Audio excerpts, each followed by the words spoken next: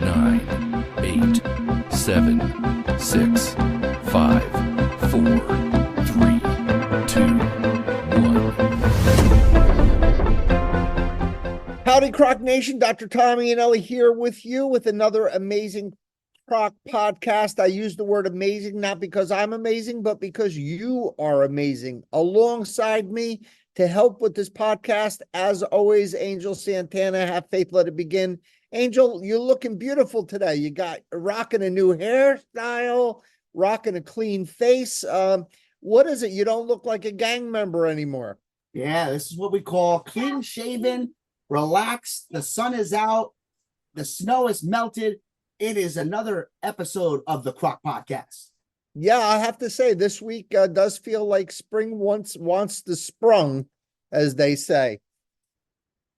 So, Angel, I was doing some thinking, and as always, I'm always trying to, sometimes with these podcasts for our survivor/thrivers, I already have a good idea of what I want to do a week before or 2 weeks before. We're working on a different sort of, maybe a series of podcasts, or we call them a module of a certain topic. And sometimes something just comes to my mind at the last minute, and that's what today's podcast is all about, just a last minute inspiration. And it really derived from me thinking about my childhood and my family and the crazy Italian American family that I grew up in.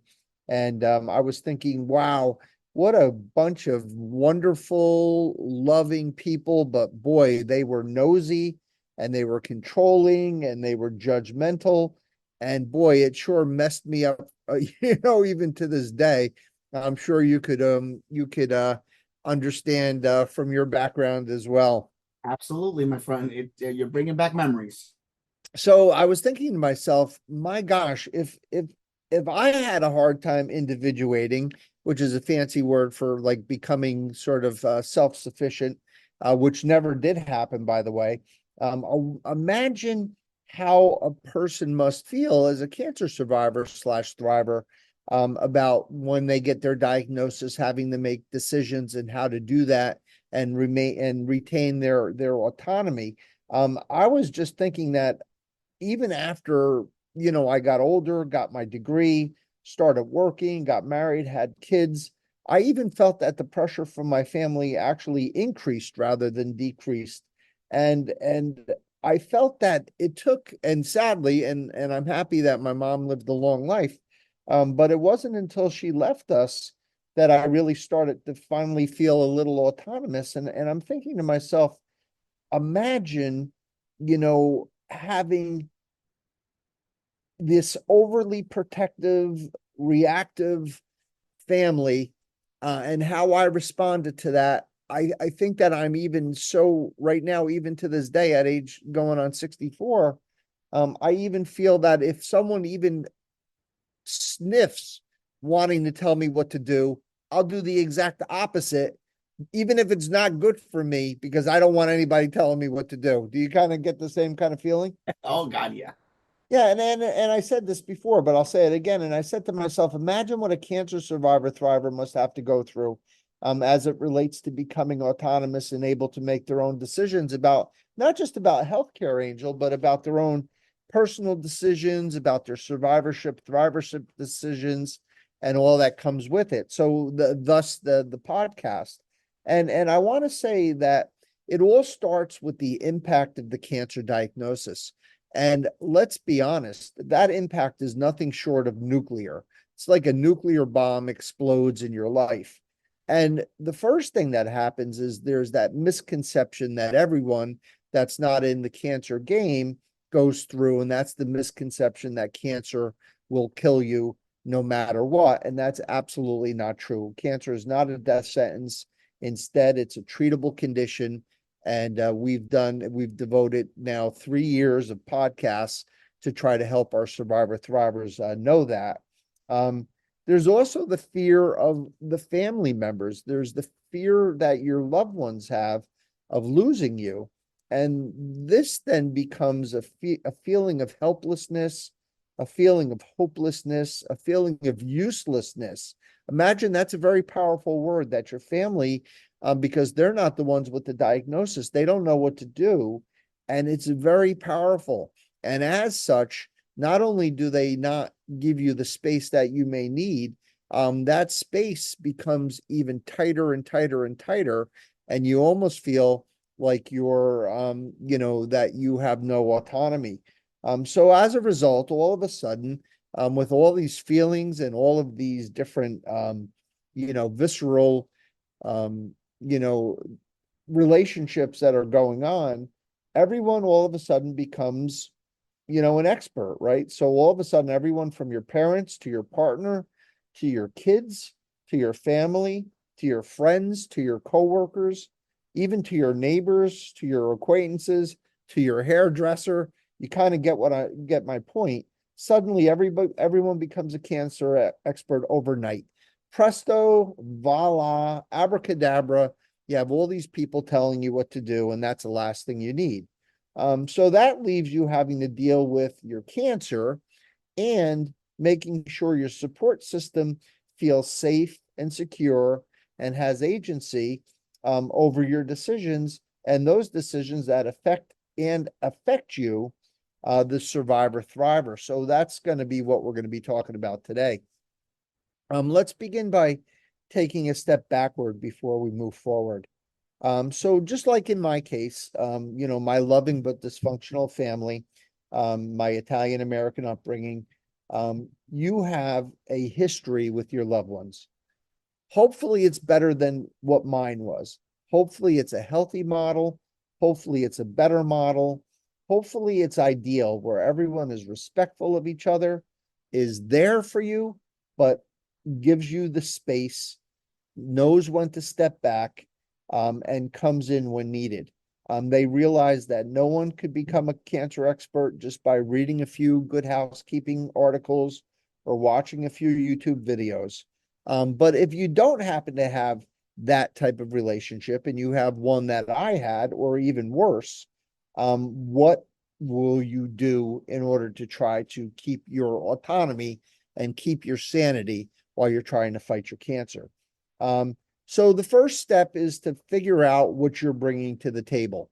Angel, do you know what the difference is between the 5 minutes before a survivor thriver is diagnosed with cancer and the 5 minutes after their diagnosis? I would say the fear of the unknown. No, the answer is 10 minutes. There is Oh. absolutely nothing different between the person before the diagnosis and the person after the diagnosis. So despite the fact that this huge event, this huge blow, this huge 800-pound gorilla in the room just appears, you're the same person you were before you got your cancer. So maybe you were like me and you didn't know how to politely or appropriately or non-reactively set loving boundaries with your people. Maybe you didn't know how to be independent without hurting someone's feelings.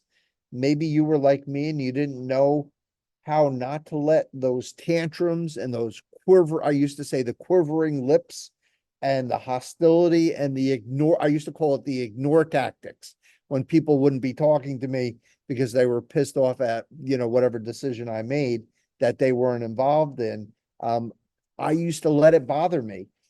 So I would give in and allow myself to be dominated. Maybe you were playing your part and you were a detached observer to the events of your life. Maybe you allowed and even needed someone to guide you and direct you through your life's journey. That's possible too. But the good news, Angel, is that regardless of your past is past. Cancer has now reset the game clock.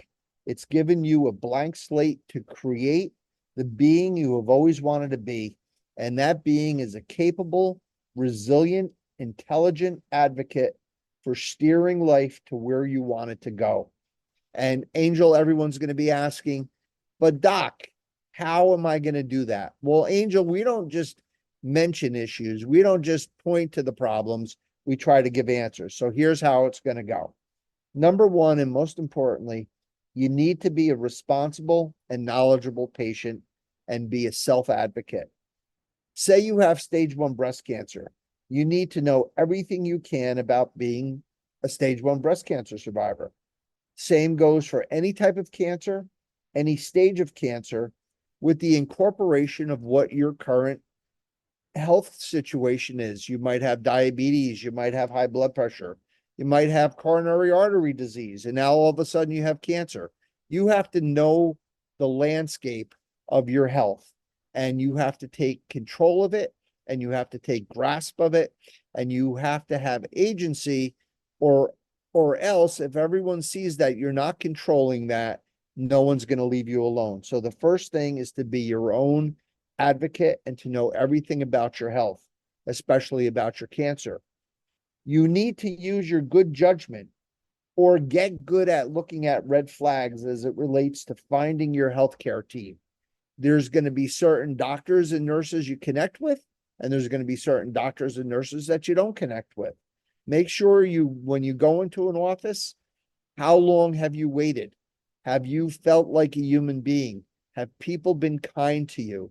Have they been reassuring? Have they been gentle? Have they been compassionate? Have they been empathetic? Do they not look at you? Do they only look at their computer? Do they not remember who you are after your first appointment? Do they not read your chart? Do they not know what's going on or why you're there?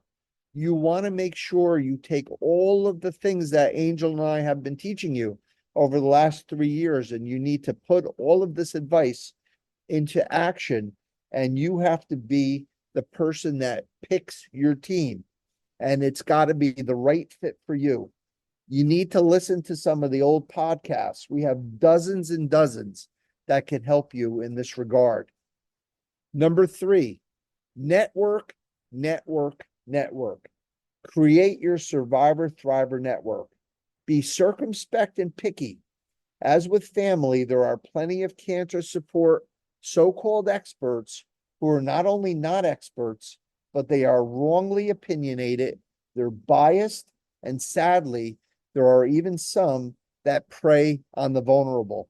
I remember when we were in the CROC organization going through the period when we were overseeing the CROC grants to the survivors, there was a woman named Jackie who used to come to me every year and bring her daughter, her little daughter with her, and bring in the application, and the waterworks would start the minute she walked in the door, and she always had some kind of a sad tale about what life was dishing out at her, and how awful and terrible her cancer was, and how her daughter was going to be motherless.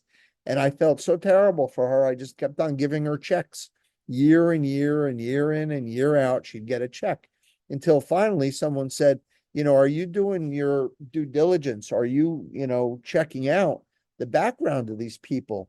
And when Jackie came in the next year, I said, Jackie, I'm sorry to do this to you. I know we know each other for many years, but I need to talk to your oncologist. I just have to,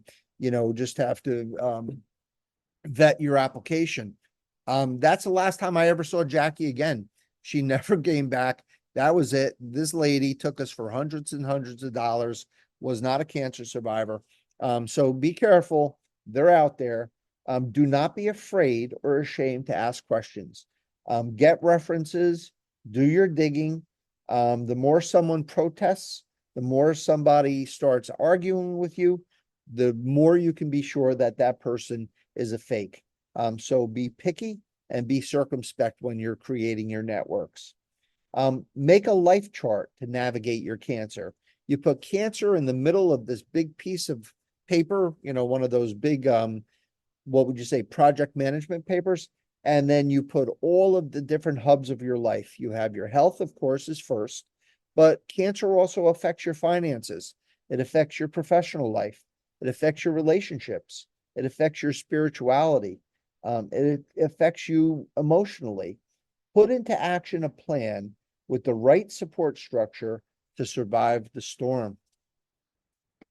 Now, Angel, and only now are you ready to face your peanut gallery, your support system. So the first thing you guys are going to do is you're going to do what's called an inverse or reverse intervention. You guys have heard of an intervention when everybody kind of just shows up and kind of rabbit punches you. You kind of think everyone's there for dinner, and then all of a sudden there's no food and everyone's sitting in a circle and you're in the middle, and they're there to tell you about your drinking or there to tell you about what you're doing to ruin your life. But now it's your turn to turn the tables on them. You're going to do a reverse intervention. It's your chance to utilize your support team as only you see fit. So you may have an unusually healthy dyad where you have a great relationship with your support system and everybody is appropriate and everybody is respectful. And if so, God bless you. It might just take a quick huddle just to tell them where your head's at. And that might be enough. Just kind of tell them where you're at, what you're expecting, what you've done so far, and what your plan is. And it may be the end. That might be the only thing you need to do. Or you may be like me, and that may not be the case. And this is where I always fail. I never figured out how to be gentle, understanding, and loving. I always was defensive and I was always reactive. How they behave will be the same as they've always behaved. They're always going to be the same, and they're expecting you to be the same. But the big surprise is you are not the same. You are a new you. You have changed. You have taken life and you have become not just, an observer. You have become an active participant in your life and in your survivorship and in your thrivership. And they're not going to expect that. You're going to be very, very foreign to them. And you need to be very cognizant of that. And you have to be very, very understanding that they don't really know the new you yet. So we're going to put together some essential strategies. I call the first part the nuts and bolts. So the first thing you're going to do is you're going to inform everybody of what's going on. Guys, I just wanted to sit you down and let you know I felt a lump in my breast. I went to my doctor, got a mammogram, got a biopsy. I got breast cancer. That's the bad news. The good news is it's contained. It's a stage 1. I need to have this thing cut out. Then I need to get some radiation. And then I have to take some hormone pills for 5 years. My doctors are Dr. Smith and Dr. Jones and Dr. Jackson. They're in the local cancer center. I trust them. They're very educated. They have a lot of experience. I don't feel I need a second opinion. I feel that I have the right people taking care of me. Number 2, you need to educate them. Educate them on what breast cancer is, because they didn't hear the word breast. They heard the word cancer. So you need to tell them that cancer is not what we all thought it was. Cancer is a disease like so many other diseases. Cancer is not going to be something that's going to take your life away. Cancer is going to be like getting a diagnosis of high blood pressure or diabetes, and you're going to deal with it with the right people, and you're going to deal with it with the right medications and the right interventions. Number 3, you need to reassure them. You have to make sure that they know that you have it in your grasp, that you have control over it, that you have absolute command over your diagnosis, and you have a plan put in place. You don't need to hear about stories of people they know or a cousin's, brothers, sisters, babysitters, goddaughters, dog sitter, went to this doctor who cured them and blah, blah, blah. You don't need any of that. And you just have to reassure them that you got this. The second part, wine and cheese. You have to commit and recommit to your family members, to your support system. You have to let them know that even though you're taking agency over your life and your decisions, that doesn't mean that you're not committed to them, that you don't love them, that you don't care about them. This is not an insult. This is not a degrading situation. They're not taking a pay cut. You're not firing them. You're actually even more committed to them by taking control of your life, by taking control of your health. You're actually being healthier for yourself, which will make you a better family member to them. And the fact that you have feelings for them and that you love them and you care about them, that has not changed. just because you got cancer, and you may not need to have them involved in every decision as it relates to your cancer. And then you have to ease their burden. We talked about them feeling in despair or helpless or hopeless or useless. And I use that word a second time, useless, because that's how they're feeling. And I want you to tell them that you know what they're going through, and you could only imagine how they feel, but not to feel that way. That if you need them, you will let them know, but you will let them know under the rules and boundaries that you set forth. So remember, you will tell them, I love you, I adore you, but it's not about you. It's about me. Sometimes I'm going to be too tired to talk. Sometimes I'm going to have a bad day. Sometimes I'm going to feel down. I may need you, or I may need to be left alone. Do not take it personally. Bringing me food when I'm nauseous after chemotherapy, or I'm after treatment 20 of head and neck radiation and everything tastes like cardboard, or I can't swallow. That not only will not be helpful, that will be hurtful. It's not a good thing. I may not be able to host Christmas this year. I may not be able to come to Christmas this year. I may need to skip a holiday. It's okay. You set your rules and your boundaries as you see fit. Delegate and triage. Use your talent. Use the strengths of the people around you. Use the talents of your support system, of your family members. We had a family, well, we always had our Aunt Marita, who was always there for everything, but we also had a family friend. Her name was Michelle. And if there was a death, if there was a tragedy, if there was an issue, I may not have seen Michelle for months, but Michelle would appear. She wouldn't say a word while everyone was grieving. She put out the food. She cleaned up the house.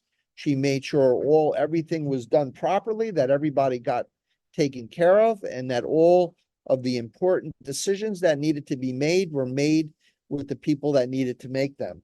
And when things were stable, she would disappear. If you have a Michelle in your life, use her, delegate to her. You also need to be a spin doctor. There might be people in your life that may not be helpful to you right now during the initial onslaught of information and onslaught of doctor's appointments and onslaught of stress and toxic treatments. But be a diplomat. You will say to them, Joe, I love you. I don't need you right now, but I will need you in the future. I may need you to take me to the city for an appointment. I may need you to go shopping for me. I may need you to watch the dogs if I'm in the hospital because my blood counts have gone low. I don't know when I'm going to need you, but when I need you, be ready. And last but not least, do what I call a toxiectomy. Angel, you know what a toxiectomy is? No, but it sounds a little painful. It's actually the opposite. Let's be honest, Angel, we all have toxic people in our lives. How they get there, the reasons are myriad. There's a million reasons why we have toxic people in our lives. This is not the podcast to explain that.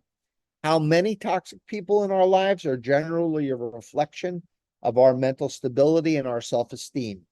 But no matter what the reason is or how many toxic people you have in your life, now is your chance to clean house. Cancer is the perfect instigator and motivator to remove all that is bad in your life and replace it with all that is good, all that is healing, all that is soothing, and all that is peaceful.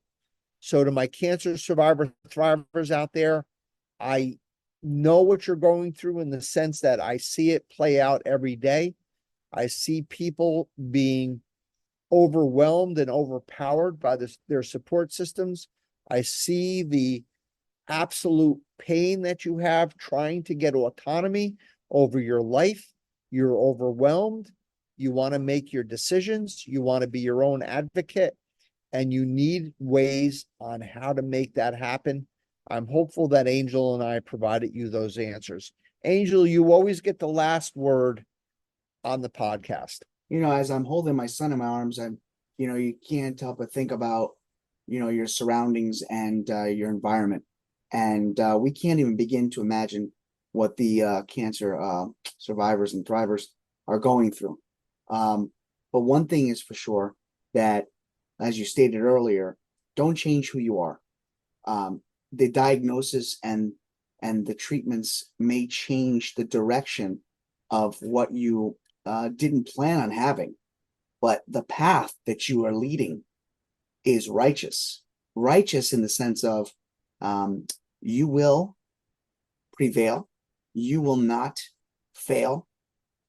The doctors that are with you will help you succeed, but more importantly, allow your family to be the biggest support factors that you can have. Even when you don't want them there, know that they're always by your side. They may not just be right next to your side. Angel, thank you so much. And as you said, they are there, but make sure that they know where you need them and when you need them.